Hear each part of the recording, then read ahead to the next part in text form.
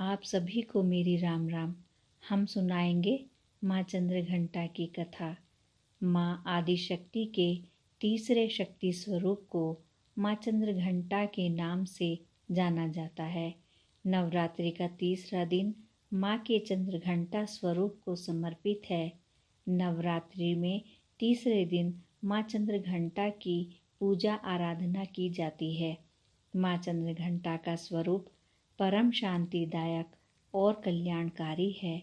वेदों में कहा गया है कि माँ चंद्रघंटा की आराधना करने से मनुष्य को अलौकिकता का आभास होता है। देवी चंद्रघंटा का स्वरूप माँ चंद्रघंटा का वाहन बाघ है।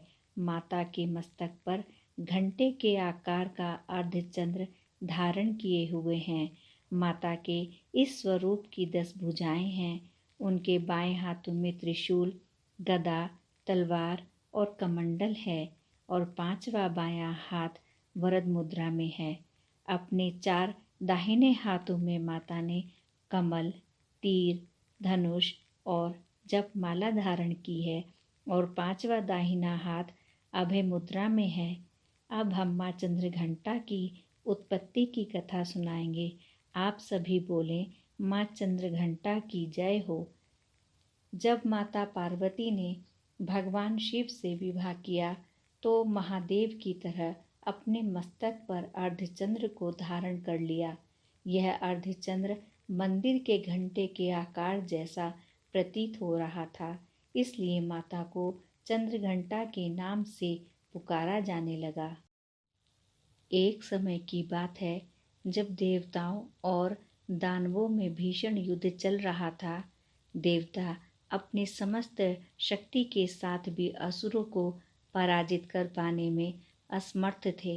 वे सभी अत्यंत भयभीत होकर त्रिदेव ब्रह्मा, विष्णु और महेश की शरण में जा पहुँचे और उनसे अपने प्राणों की रक्षा करने की प्रार्थना करने लगे।